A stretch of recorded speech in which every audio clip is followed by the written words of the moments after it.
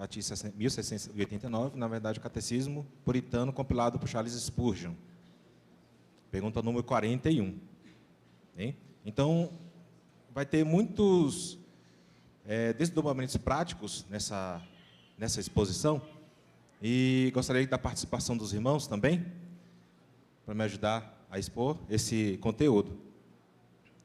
Então, a nossa bibliografia, nós utilizamos a bibliografia, não sei se dá para ler, mas um desses está aqui comigo, que é o primeiro, que é o do Jay Adams, que é De Perdoado a Perdoador, aprendendo a perdoar uns aos outros na forma de Deus.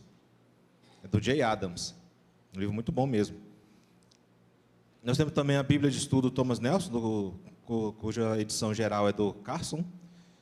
A Bíblia de Estudo do Brian Chappell, Cristo em Toda a Escritura. Tem outro livro aqui também que eu trouxe, que é Santos. Voltou. Michael Enlet, que é Santos, Sofredores e Pecadores. Amando ao próximo como Deus nos ama. Também é um livro muito bom para os irmãos lerem. Tem outro? Continuando aqui, temos também The Big Idea Companion, The Preaching and Teaching. Outro é o Atributos de... que foi utilizado pelo Clube das Leitoras, o Atributo de Deus do Pink. Amém. Temos também um livro muito bom do John Piper, que é Pense, a Vida da Mente e o Amor de Deus.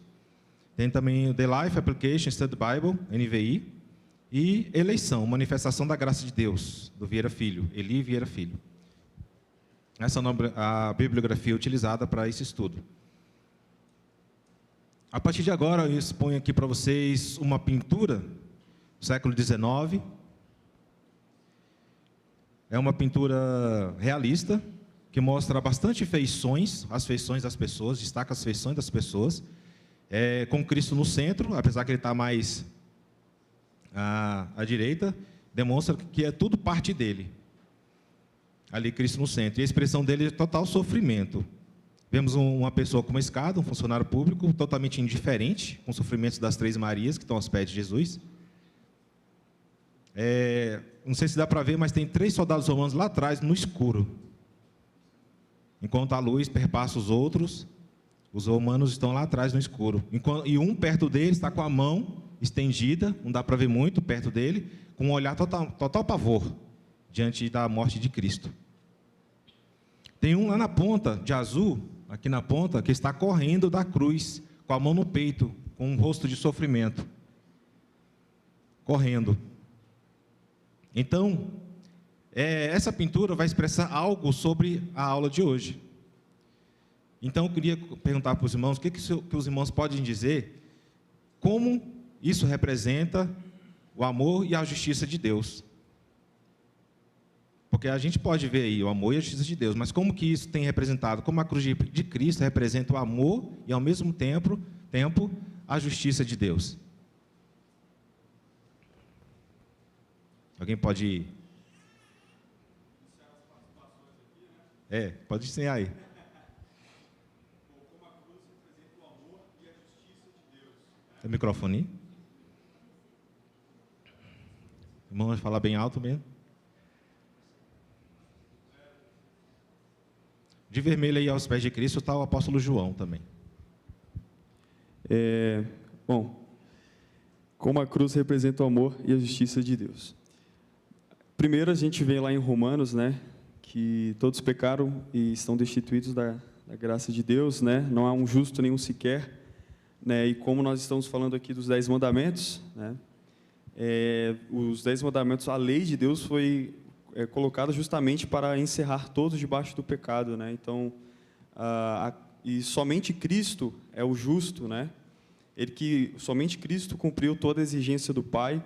Então, a cruz revela que Cristo é o justo de Deus, né? Eis o Cordeiro que tira o pecado do mundo, né? Só Ele é o Cordeiro, né? Sem mancha, sem defeito. E isso encerra todos nós nessa justiça, né? De nós não conseguirmos, né, por nós mesmos alcançar salvação, e o amor de Deus justamente porque Ele por ser o Cordeiro perfeito de Deus, né, podendo assim expiar o seu sangue por todos nós não, por todos os eleitos. Colocadas as vidas, então é isso. Tranquilo. Certinho. Alguém mais quer contribuir?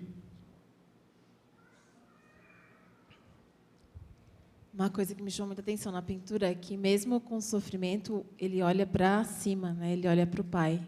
Ele confia mesmo na dor. E talvez eles ali não estivessem entendendo o que estava acontecendo, porque o nosso sofrimento não é redentivo, é só o de Cristo, né? Mas olhar para o céu, olhar para Deus na dor e saber que Cristo já pagou o preço é uma atitude que a gente tem que ter hoje também. Amém. Mais alguém? Aqui, ó. Oi. Pode falar. Quanto à justiça de Deus, né? Deus não deixou de aplicar a sua justiça, foi aplicada em Jesus Cristo, né? E o amor de Deus por nós, porque Jesus morreu em nosso lugar. Exato. Tá certinho. A irmã primeiro, depois o Guilherme. Não? O Guilherme, então?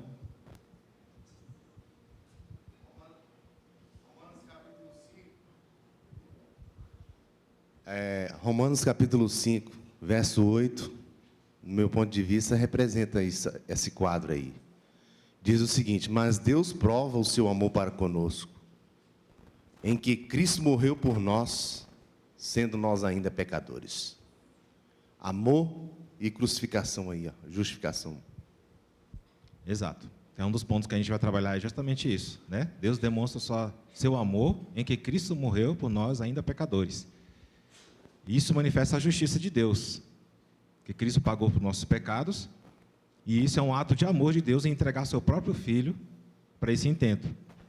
E a gente vai trabalhando essa ideia aqui durante a aula, onde que a gente vê o amor de Deus, ao mesmo tempo em que vemos a justiça de Deus manifestada na sua cruz.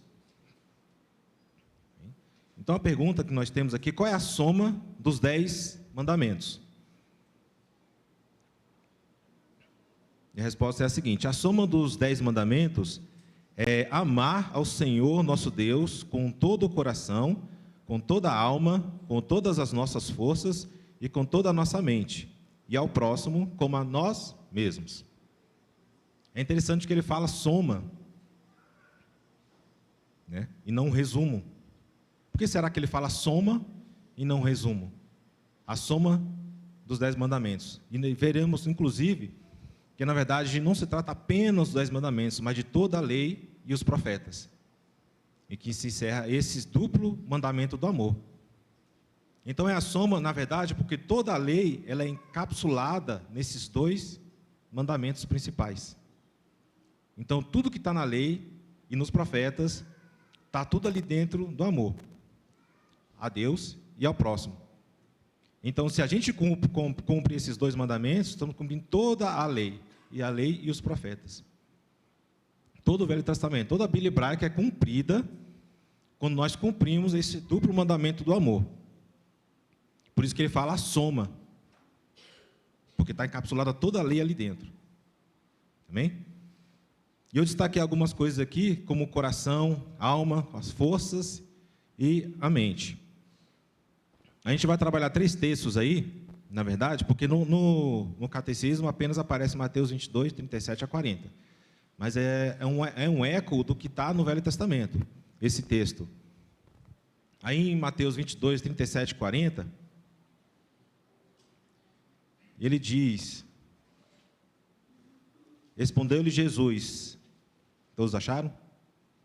37, Mateus 22, 37 e 40.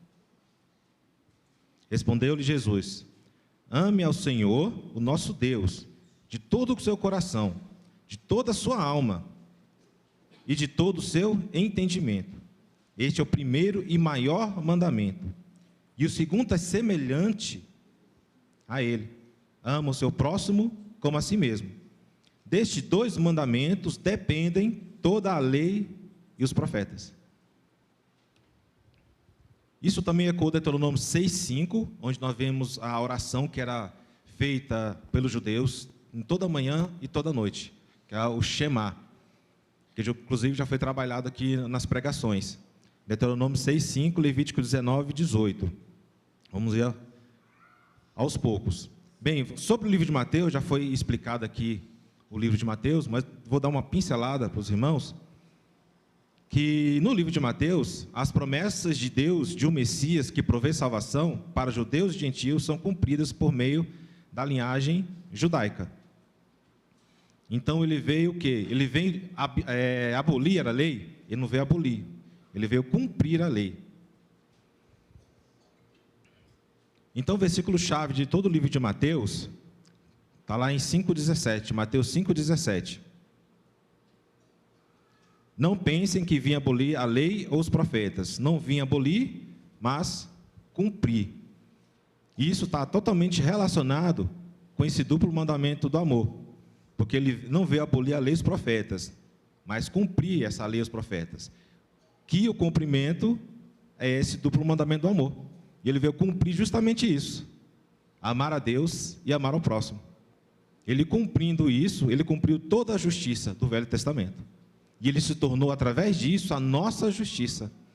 Porque uma vez que não podemos cumprir toda essa lei, Cristo cumpriu o nosso lugar. E se estamos unidos a Cristo, os benefícios que advêm disso é também aplicado a nós. Então, se ele cumpriu toda a lei e estamos unidos a ele, nós também cumprimos através de Cristo, através da justiça de Cristo. Por isso, também nos tornamos justos, porque fomos justificados pela justiça de Cristo.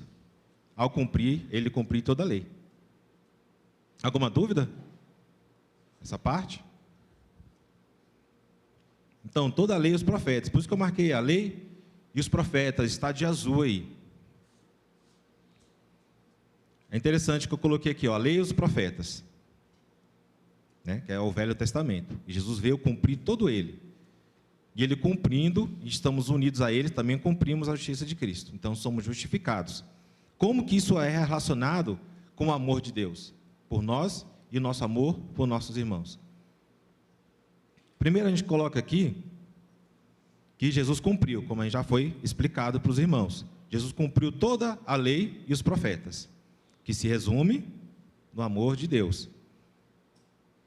Aí nós temos também uma regra de ouro. Muita gente chama de regra de ouro ou regra dourada, que está lá em Mateus 7:12. Vamos lá, Mateus 7:12. Quem pode ler comigo aí?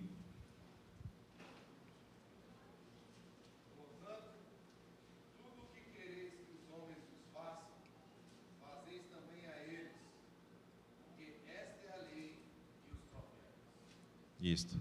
Esta é a lei e os profetas. Então, tudo que você quer que faça para você, você faça para o seu irmão.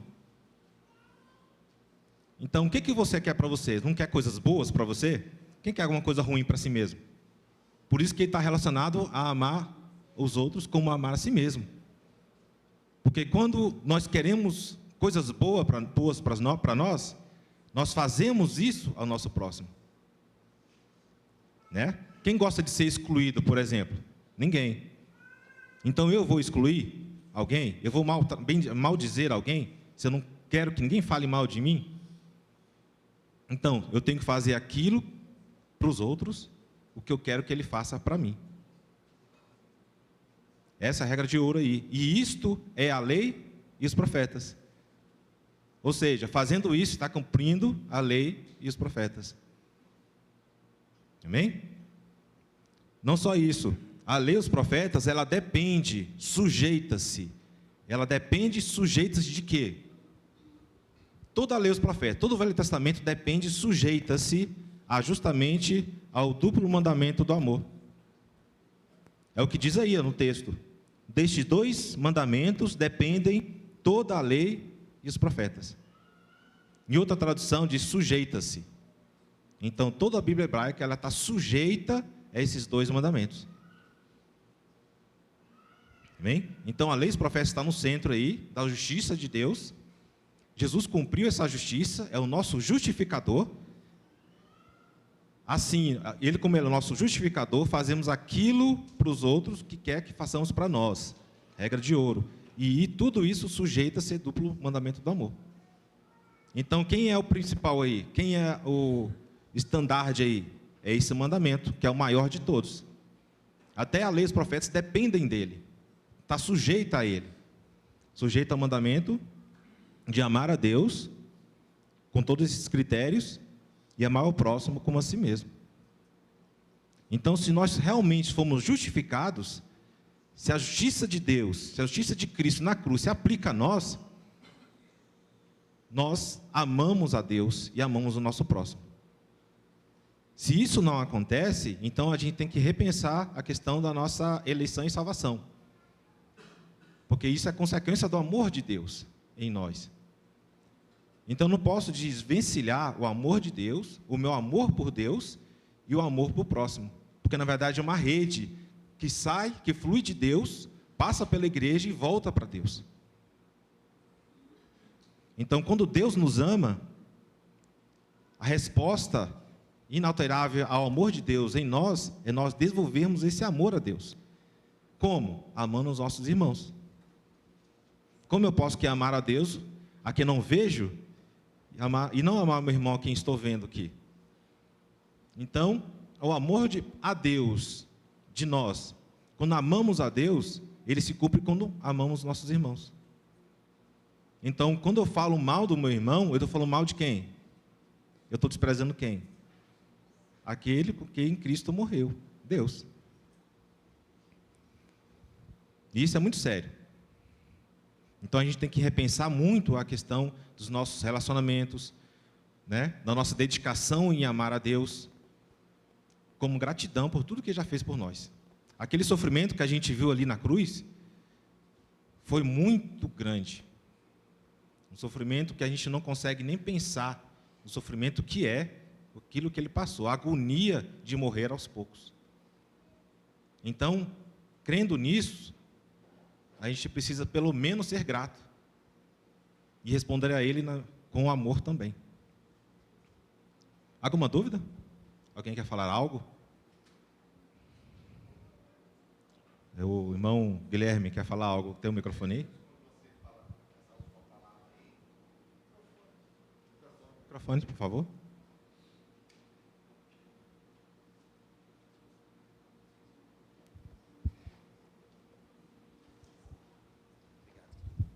É interessante essa última palavra que você falou, que é bem séria mesmo, que leva a entender e a mensurar que realmente não temos direito algum de se auto-justificar e nem condenar a seu ninguém, né? Nem apontar a seu ninguém. Porque o Senhor, ali naquele ato, Ele se expôs ao vitupério.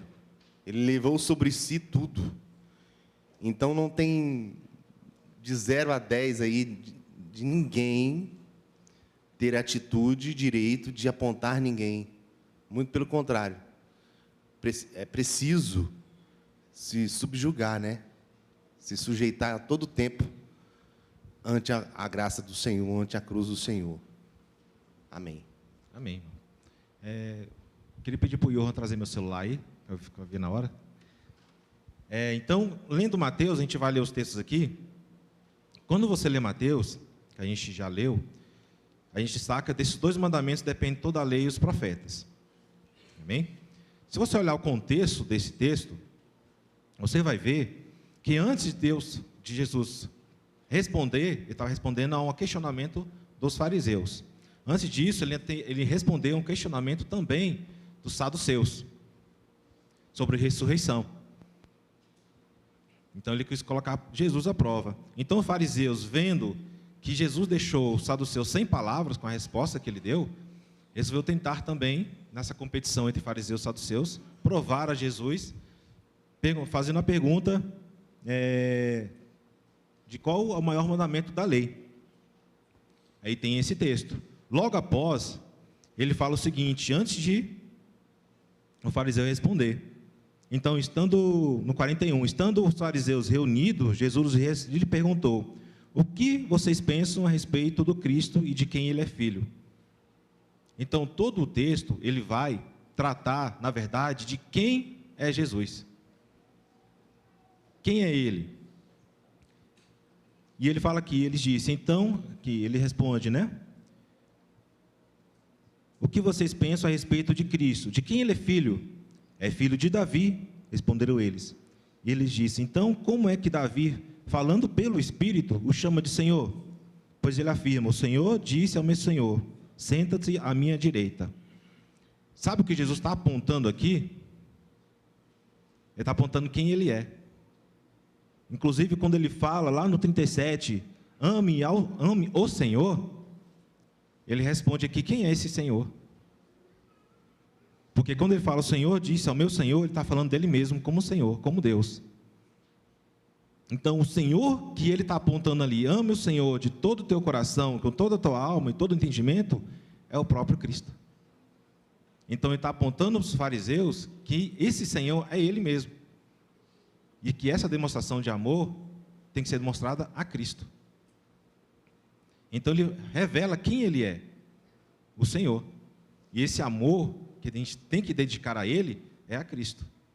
Então, ele fala quem ele é. Lá em Deuteronômio 6,5, temos o Shema, que fala, ouça, ó Israel, o Senhor, o nosso Deus, é o único Senhor. Ame o Senhor, o seu Deus, de todo o seu coração, de toda a sua alma, onde foi ditado errado ali, sua alma, e de todas as suas forças. Se você vê a tradução aqui no Novo Testamento, está com todo o seu entendimento. Aqui está força e entendimento, mas a gente vai elucidar isso aí também.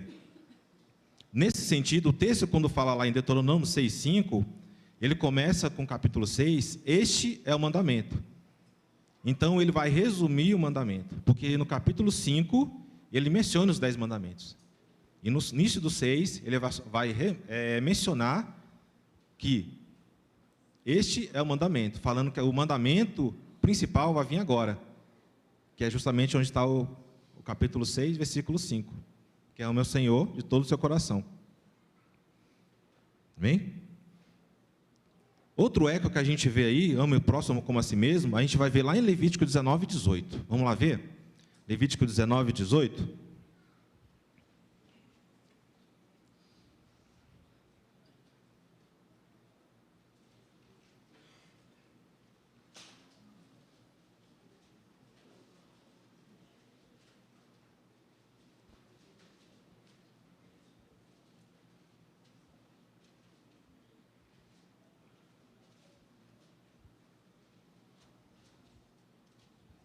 É interessante o contexto que está inserido esse versículo lá em Levítico. Levítico 19, 18. Diz assim, ó, não procurem vingança, nem guardem rancor contra alguém do seu povo, mas ame cada um o seu próximo como a si mesmo. Eu sou o Senhor. Não é interessante esse contexto? Ele fala sobre vingança, mas ele fala muito mais. Ele fala, não furtem, não mintam, não enganem uns aos outros, não jurem falsamente em meu nome, não oprimam nem roubam o seu próximo, não retenham até amanhã, o dia seguinte, o pagamento do seu diarista, não amaldiçoem o surdo que põe a pedra de tropeço, o surdo, nem ponham pedra de tropeço à frente do cego. Não cometam injustiça no julgamento, mas não favoreçam os pobres, nem procurem agradar os grandes, mas julguem o seu próximo com justiça. Não espalhem calúnias entre seu povo. Não se levantem contra a vida do seu próximo. Eu sou o Senhor. Não guardem ódio contra o seu irmão no coração. Antes, repreendam com franqueza. Ele não sofra as consequências de um pecado. Não procurem vingança, não guardem rancor contra alguém do seu povo. Mas, o que devemos fazer? Amar ao próximo como a nós mesmos. Então, quando amamos nosso próximo, nunca faremos isso. Se realmente amamos o nosso próximo, a gente não vai mentir para ele. A gente não vai colocar pedra de tropeço para que ele caia. A gente não vai cometer nenhuma injustiça contra ele. E tudo se resume a isso. Né? Amar o teu próximo como a si mesmo. E fala, eu sou o Senhor. Eu sou o Senhor que estou falando isso. Dando autoridade ao que está sendo dito. Bem? Então, o amor de Deus não é simplesmente um sentimento, tá? Porque muita gente pensa assim, não, eu sinto o amor de Deus eu amo a Deus, Deus me ama, mas como assim? Será que é realmente um amor que é baseado em sentimentos? Não é baseado em sentimentos, mas é expressado em ações. O amor verdadeiro que vem de Deus, que nós amamos de volta e amamos os irmãos, é todo ele baseado em ações. O próprio João, o evangelista João fala, 1 João, não ameis de palavra, mas de fato, em atos e em verdade. Então, o amor de Deus se manifesta em ações. Por exemplo, para as crianças verem, por causa do seu ahavá, que é a palavra usada ali no Velho Testamento para amor, por causa do seu amor, ahavá, pelos seus antepassados, ele os tirou do Egito com grande poder. Então, Deus demonstrou seu amor para conosco, para com Israel, tirando eles do Egito, com grande poder. Lá em Deuteronômio 4:37. Então, Deus agiu em prol do seu povo, baseado no amor que ele tem pelo seu povo. Então, o amor é baseado em ações. E como que a gente responde a isso? Quando Deus age, demonstrando o seu amor conosco, qual a nossa resposta? Qual a resposta que a gente precisa dar para Ele? Que tipo de amor a gente tem que dedicar a Deus? Em ações. Certo? Então, no chamar aqui, que a gente leu, é chamado a responder o amor de Deus, mostrando o amor de volta. E da mesma forma, é demonstrado com ações. Então, como isso acontece? Como a gente demonstra amor em ações para com Deus?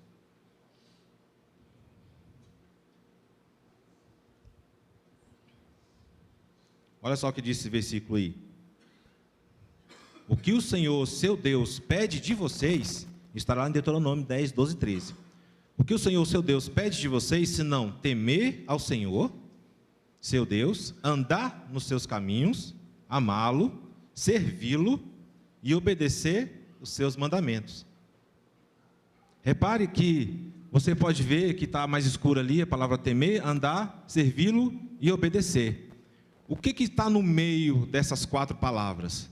O que gira em torno ali, como fosse um sistema solar?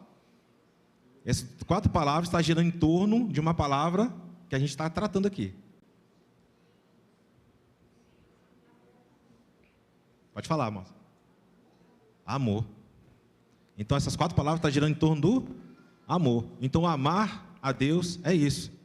Amar é justamente isso. Temer, andar nos seus caminhos, servir e obedecer. Está girando em torno do amor que nós temos por Ele. Então, se realmente amamos a Deus, nós praticamos através dessas 4 ações. Tá bem? Temer ao Senhor. E se eu não amo o meu próximo, será que eu realmente estou temendo a Deus? Será que eu estou andando nos caminhos do Senhor se eu maltrato alguém? Até meus inimigos, se eu maltratar meu inimigo. Realmente eu estou andando nos caminhos do Senhor? Será que eu estou servindo a Deus? Enquanto eu sirvo na igreja e maltrato alguém lá fora? E a obediência nem se fala, né? Então, todas essas ações giram em torno do amor. Amar a Deus em ações é praticar essas ações aí. Bem? Alguma dúvida? Alguém quer falar algo sobre isso? Está tranquilo? É muito lindo quando Deus nos ensina que realmente é o amor, né? E você fechou muito bem, porque quando a gente estava falando no começo assim, não posso falar do meu próximo, mas essa questão de amor, ela não envolve algo na nossa mente, ela envolve algo muito mais profundo. E nem sempre o amor é fazer o que o outro quer. Às vezes o amor é você exortar, é cuidar, e às vezes aquilo vai aparecer uma agressão, mas é a maior prova de amor que a gente pode dar, que é obedecer a palavra de Deus, temer a palavra de Deus, andar e servir. Então, às vezes, a imaturidade, ela faz com que a gente não receba o cuidado e o trato da igreja com amor. Como amor, né? Mas isso é amor que talvez a gente só entenda depois. Amém. Pastor Paulo.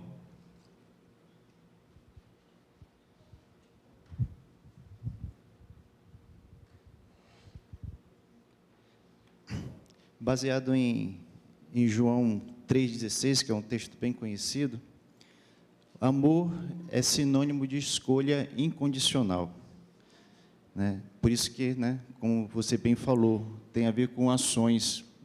Deus escolheu nos amar, escolheu enviar o seu Filho para morrer por nós, né, para que a gente pudesse ser salvo e ser feito filho dele.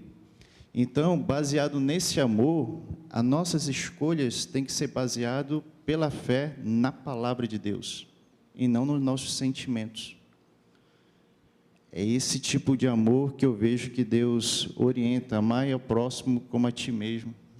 Nós estamos vivendo, fazendo nossas escolhas baseado na palavra de Deus. Se nós estamos fazendo isso, então nós estamos nos amando. Então que a gente faça a mesma coisa com o próximo. Que a gente faça, nossas escolhas têm que ser de acordo com a palavra e não de acordo com sonhos, com o que a gente acha, ou com o que a gente teve de experiência de vida, mas de acordo com a palavra, mesmo que a palavra esteja indo contra o que a gente acha. Amém. Isso mesmo. Amém? Vamos dar continuidade, então? Então, vamos falar alguma coisa aqui sobre esses 3 elementos, esses elementos que está falando lá em Mateus. Primeiro, ele vai falar do coração, não é? Amar a Deus com todo o seu coração. Como é entendido o coração? A gente pode ver que é o centro dos nossos pensamentos, das nossas emoções, né? A questão do nosso físico também. Isso na realidade hebraica. E nossas escolhas, que refletem nossas vontades. Tudo isso está no nosso coração. Certo? Então, é fruto das nossas emoções e nossas vontades.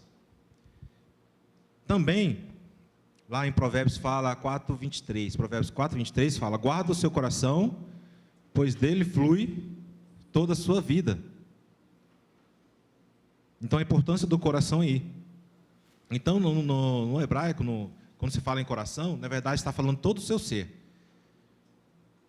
Está falando tudo era no coração. Eles não tinham conhecimento, questão de cérebro. Então, para isso tudo vinha do coração. Até a questão dos pensamentos, as emoções e escolhas.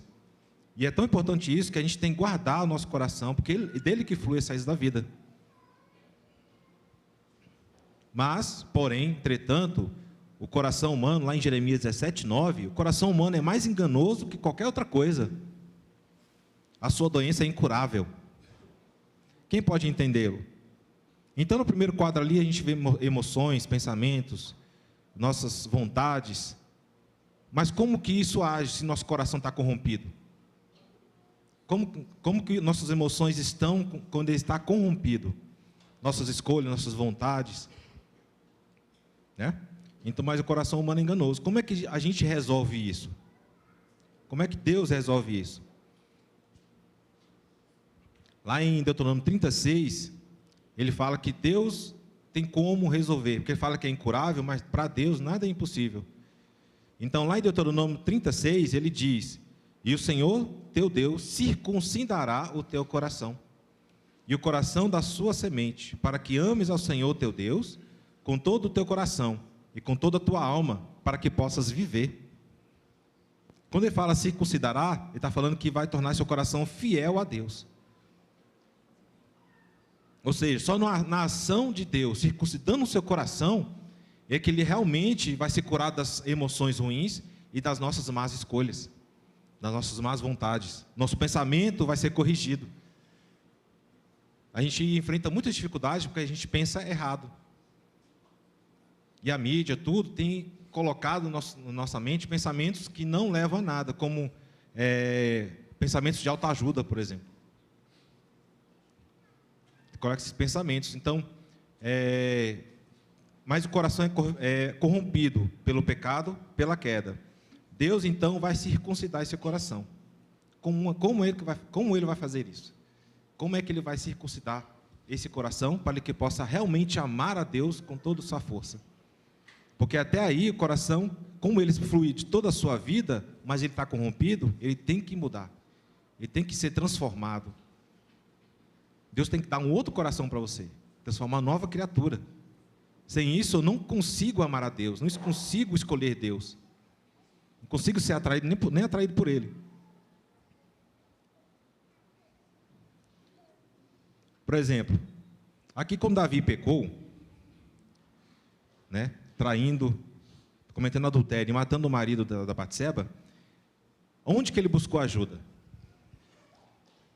Buscou a ajuda de Deus.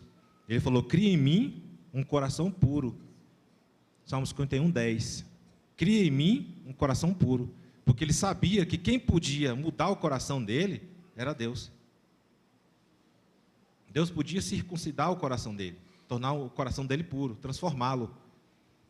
Também vemos isso lá em Ezequiel 36:26. Nós vemos aí que é um coração de pedra sendo transformado num coração de carne.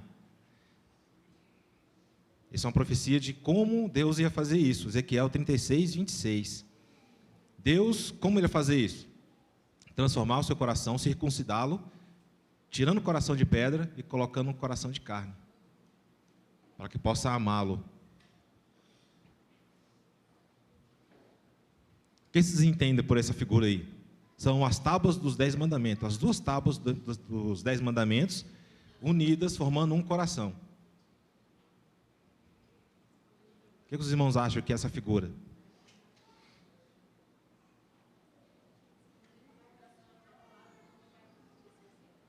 Também, sim.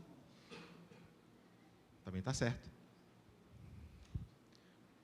Ele fala o seguinte: esta é a aliança que farei com a comunidade de Israel, depois daqueles dias, declara o Senhor. Porei a minha lei no íntimo deles, e escreverei nos seus corações.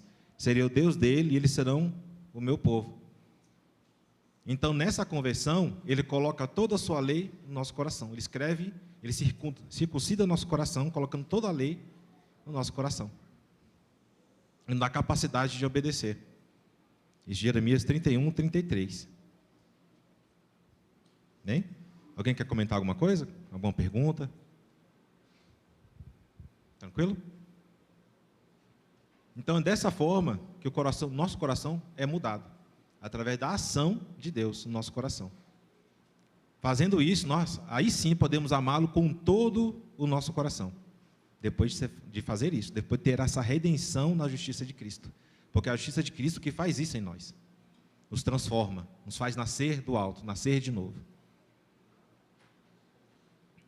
Quanto à alma, a questão da alma, ela vem da palavra nefesh, né? Que na verdade significa garganta.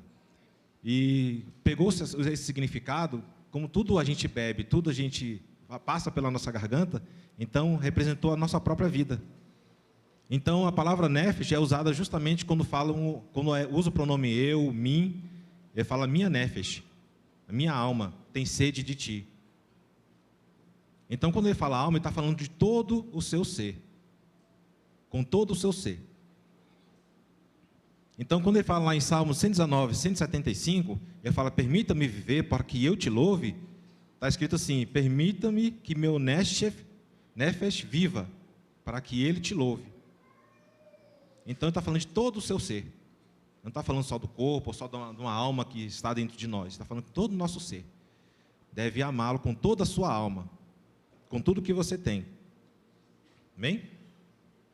Tranquilo?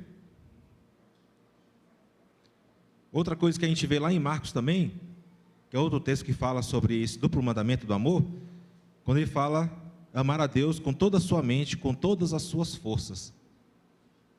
Tá? Isso é interessante porque, na verdade, quando ele fala mente e força, porque lá no Velho Testamento ele fala força.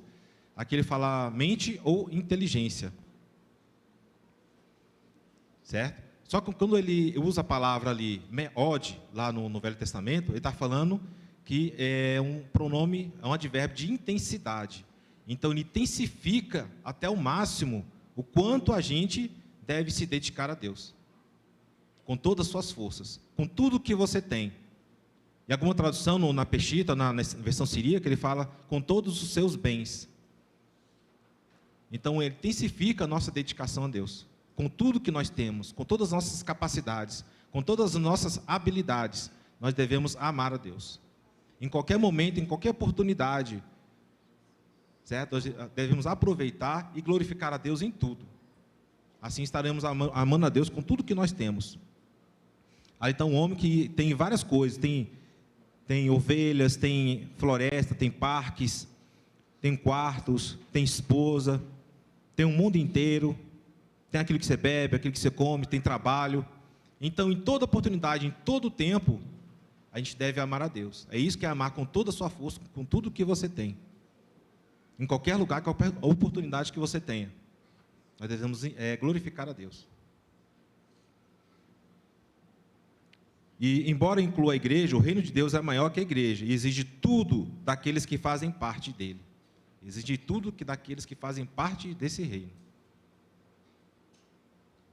Nem lá em Mateus de 5 a 7. O que tem em Mateus 5 a 7? Oi? Sermão do Monte. Então a gente tem ali um exemplo de como a gente ama a Deus. Tudo aquilo que ele fala ali é uma forma de nós amarmos a Deus, em todos os momentos da nossa vida, com tudo que a gente tem. Alguma pergunta? Quer complementar alguma coisa? Pastor Walter? Não, tranquilo? Bem?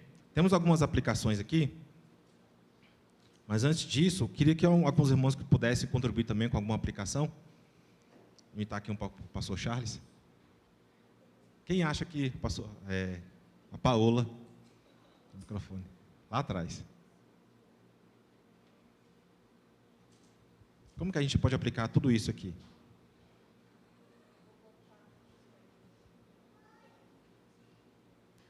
Eu vou voltar lá para o início, tá? Na aplicação, bem no início, lá na leitura imagética. Quando a gente estava apreciando aquela imagem, naquela escuridão formada com muitas pessoas, foi possível observar a expressão facial delas, né? Algumas estavam fitando, absortas, aquela luz que vinha, que emanava da figura de Jesus. Outras não estavam com uma expressão e nem um olhar voltado para a luz, para Jesus, né? E ficou muito assim, né, na minha cabeça. Eu sou filha, se sou filha, quanto tenho me voltado, tenho me espantado, tenho ficado absorta com a presença de Jesus, com a luz de Jesus, com a palavra de Jesus, com o amor de Jesus, com o sacrifício de Jesus. Até que ponto esse sacrifício, essa justiça imputada a mim, que não merecia, tem guiado os meus passos, né? É uma aplicação bem complexa, porque artista é difícil, né, de resumir as coisas. Mas é isso aí, tá bom? Obrigada. Mais alguém quer falar? Carla.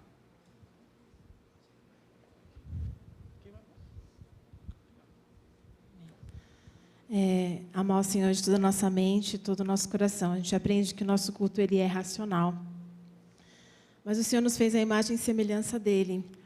E por mais que ele fale que o nosso coração é enganoso, como foi citado aí, quando ele traz essa redenção para o nosso coração, eu vejo como sentimentos um presente de Deus. Cristo chorou lágrimas de sangue, ele orava.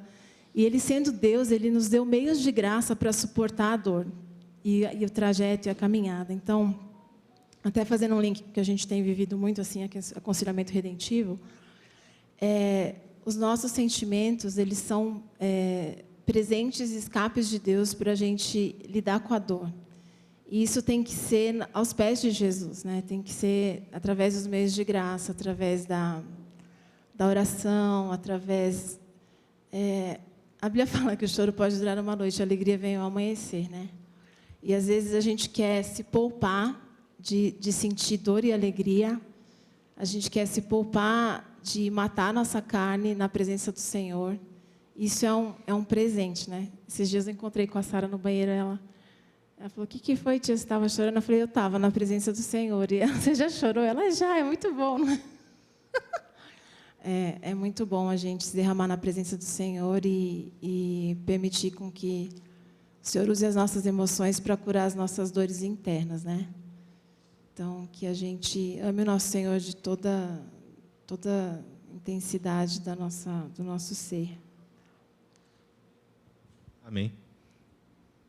O irmãozinho quer falar? Não?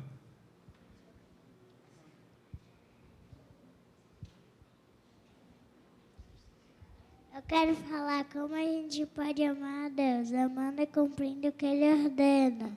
Amém. Amém. É isso mesmo. Então, aqui, o amor é gracioso. O amor e o favor de Deus são inseparáveis. É o que a gente pode aprender aqui. Tanto o amor como o favor de Deus são inseparáveis. A gente não consegue separar as duas coisas. Por isso que eu destaco aqui um texto que eu vou ler com os irmãos, que é Romanos 8, a partir do 28. Ele fala o seguinte: sabemos que Deus age em todas as coisas para o bem daqueles que o amam. Então ele age para o bem daqueles que o amam. Se eu falar só isso, como muita gente fala por aí, eu vou entender que eu preciso apenas amar a Deus para ter os benefícios de Deus. Mas ele fala o seguinte: dos que foram chamados de acordo com o seu propósito. Se você ler esse texto com atenção, você vai perceber que o ser chamado de acordo com o propósito de Deus tem uma consequência. A consequência era amar a Deus e desfrutar dos seus benefícios. Mas isso parte de um chamado de Deus, parte da eleição. Então a eleição é fruto do amor de Deus. Porque depois que somos chamados de acordo com o seu propósito, podemos amar a Deus e Deus age em nós em nosso favor. Ele fala: sabemos que Deus age em todas as coisas para o bem daqueles que amam a Deus, ou seja, daqueles que são chamados. Entenderam? Pois aqueles que de antemão conheceu, também predestinou. Aí vem aquele texto, né? Justificou, até glorificou no final. Aí no 31 ele fala o seguinte: que diremos, pois, diante dessas coisas? Se Deus é por nós, quem será contra nós? Né? Como não nos dará juntamente com Ele, de graça, todas essas coisas, todas as coisas? Quem fará acusação contra os escolhidos de Deus? Pois é Deus quem os justifica. Então quem os condenará? Em Cristo que morreu, foi Cristo que morreu, e mais, que ressuscitou, e que está à direita de Deus, e também intercede por nós. No 35 tem algo interessante, que ele resume o que tem anteriormente. Ele fala: quem nos separará do amor de Cristo? Então ele capsula tudo que tem no 28 até aqui em amor de Cristo. Ele fala: quem nos separará do amor de Cristo? Que é tudo que a gente já leu aqui, do 28 até agora. Quem nos separará do amor de Cristo? Será a tribulação, a angústia, a perseguição, a fome, a nudez, o perigo, a espada? Como está escrito: por amor de ti enfrentamos a morte todos os dias. Então, baseado no amor de Cristo por nós, na sua justiça, qual a nossa resposta a Ele? Porque realmente haverá tribulações e angústias na nossa vida. Então, qual a nossa resposta? Nossa resposta: por amor de ti enfrentamos a morte todos os dias. Ou seja, não importa a tribulação, não importa a angústia, nossa resposta ao amor de Deus vai ser um amor de volta a Ele.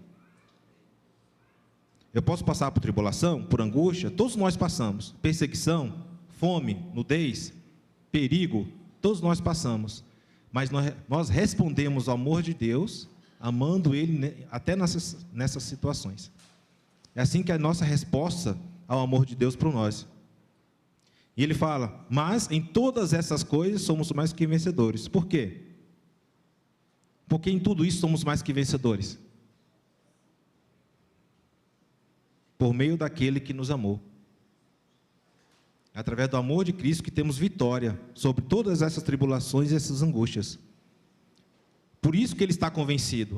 Com tudo isso, ele fica totalmente convencido. Ele fica convencido de quê? Que nem a morte, nem a vida, nem os anjos, nem demônios, nem o presente, nem o futuro, nem qualquer poderes, nem altura, nem profundidade, nem qualquer outra coisa na criação será capaz de nos separar do amor de Deus.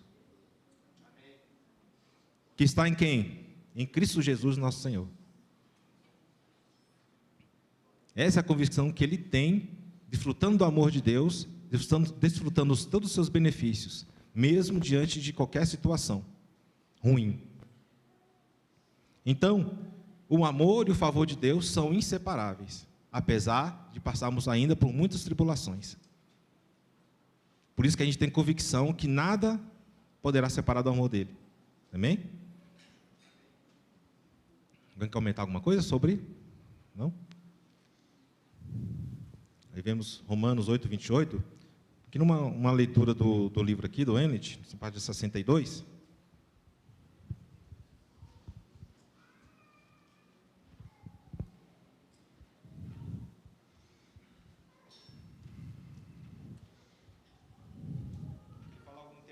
Ele fala algo interessante sobre o batismo de Jesus,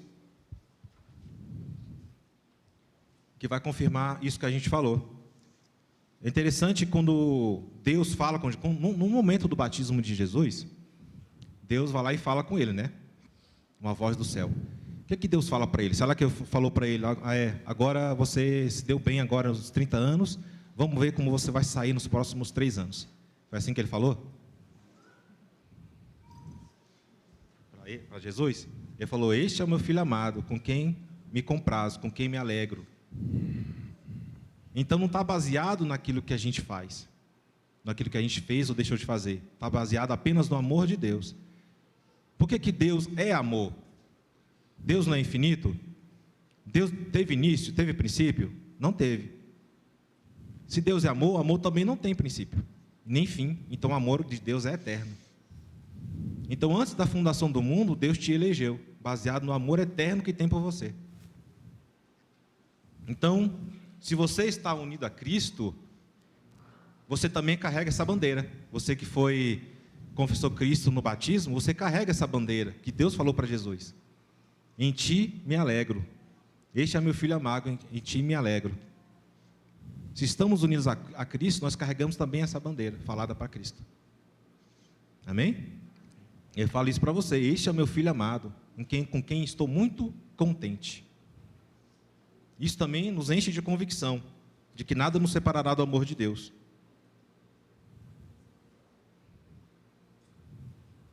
Outra aplicação que eu quero colocar para os irmãos é que a realidade do reino, amar a Deus e ao próximo, envolve um estilo de vida exigido daqueles que afirmam fazer parte dele. Exige um estilo de vida diferenciado daqueles que fazem parte, afirmam fazer parte do reino de Deus. Ok? Se eu faço parte do reino de Deus, como é que eu faço? Porque o amor de Deus é uma rede, como eu falei no início. Flui dele, passa por nós, flui para os nossos irmãos e volta para Deus. Então, quando eu amo, quando eu me dedico a um irmão, eu cuido do meu irmão, eu estou cuidando de quem? O próprio Cristo. Foi isso que Cristo falou, lá no capítulo 25 de Mateus.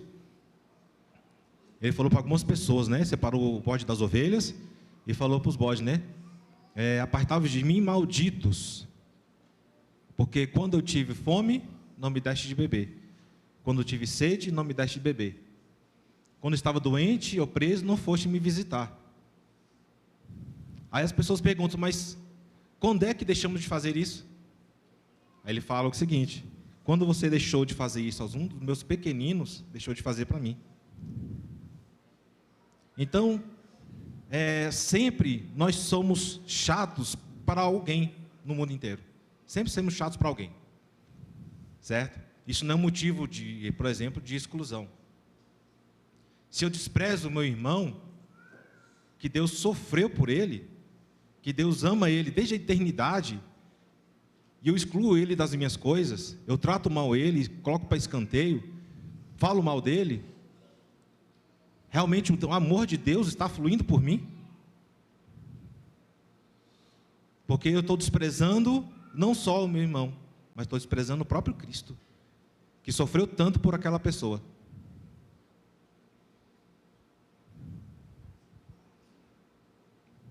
Amém?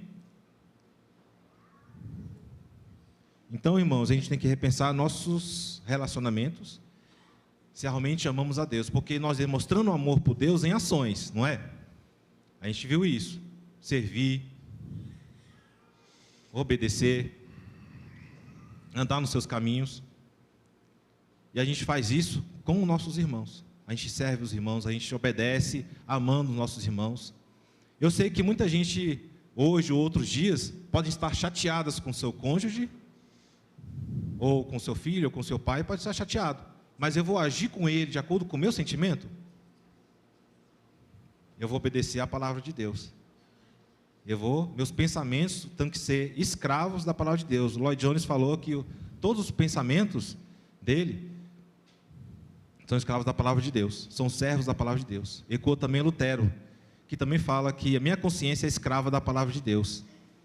Então eu não vou agir de acordo com o meu sentimento, eu vou agir de acordo com a palavra de Deus, em ação, em decisão de amar o meu cônjuge, o meu pai e o meu filho, e orar para que esse sentimento não perdure, né? E a gente não age de acordo com o nosso sentimento, age de acordo com a palavra. Amém?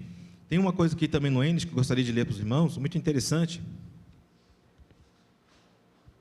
que ele tem vários textos aqui. Ele fala o seguinte: a prática do amor toma muitas formas nas Escrituras. A prática. Somos ordenados a não oprimir uns aos outros, lá em Levítico 25:17. Deus nos chama para afiarmos uns aos outros como ferro afia o ferro. Provérbios 27:17. Devemos mostrar bondade e misericórdia um para com os outros. Então a gente vai ver várias coisas aqui, uns aos outros. Falar a verdade uns aos outros. Zacarias 8:16. Jesus disse: estejam em paz uns com os outros. Marcos 9:50. O apóstolo Paulo nos chama a amar-nos com afeto fraterno, suportando uns aos outros na demonstração de honra. Confortar uns aos outros. 2 Coríntios 13:11. Suportar os fardos uns dos outros. Gálatas 6:2. Paulo nos exorta a abordar um aos outros com salmos, hinos, cânticos espirituais. Ele nos diz que devemos instruir e aconselhar uns aos outros. Colossenses 3:16. E ainda edificar-vos reciprocamente. 1 Tessalonicenses 5:11. Tiago nos chama a confessar os pecados uns aos outros e orar uns pelos outros. Então essa é uma vertiginosa série de maneira como Deus nos ama e como amamos uns aos outros. Amém, irmãos? Alguém quer comentar alguma coisa?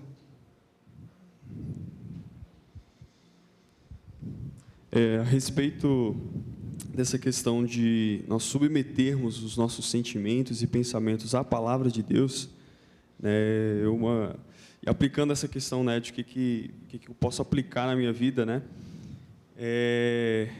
geralmente, né, quando a gente tem uma visão muito centrada em nós, a gente condiciona muito a nossa obediência a Deus a benefícios próprios, né? E quando você não vê, exemplo, estou obedecendo a Deus, mas eu não vejo as coisas cooperarem para os planos que eu tinha feito, se eu tenho a visão centrada no meu benefício próprio, eu tento a me frustrar. Mas se eu tenho a visão de que a minha obediência à palavra de Deus é uma resposta ao amor que Ele me deu, esse amor incondicional, né? É resposta à eleição que Ele me deu, porque nós fomos predestinados a andar nas boas obras. Ou seja, o fim, né? Qual é o fim principal do homem? Glorificar a Deus. Se o meu alvo é glorificar a Deus, mesmo que diante dos sofrimentos, mesmo que em situações adversas, né, eu não vou me frustrar porque não é sobre mim, né, eu não obedeço a Deus, né, não me guardo para ter uma boa esposa, eu não me guardo para ter um bom emprego, não, eu faço para glorificar a Deus, e mesmo que as circunstâncias sejam adversas. Né? Então, é isso. Amém. É isso mesmo. Alguém mais quer falar? Estou tranquilo? Amém? Amém, então. Vamos orar? Amém? Senhor nosso Deus, Pai eterno, nós te glorificamos, Pai, por esse momento, Senhor, na Tua presença. e que podemos aprender, Senhor, da Tua palavra. O Senhor falou através de nós, todos nós, Senhor, aprendemos juntos, ó Senhor, do Teu Espírito Santo. Nos ajuda, Senhor, a caminhar nesses 2 mandamentos, Pai, para cumprir, Senhor, a Tua palavra, amando uns aos outros, Senhor, e dedicando todo o nosso ser a Ti, Pai. Nos ajuda, Senhor. Precisamos da Tua graça, Senhor, do Teu amor, da Tua misericórdia, Senhor. Precisamos do Teu perdão, Senhor. Precisamos da Tua ajuda, Senhor, para prosseguir, Pai, para nesse caminho de santificação. Nos ajuda, Pai, e nos carrega agora, Senhor, de acordo com a Tua presença, de acordo com a Tua palavra, Senhor, cada um para o seu lar. Senhor, abençoa cada um, Senhor, que todos tenham um bom almoço, Pai, na glória eterna do Senhor Jesus Cristo. Amém. Amém.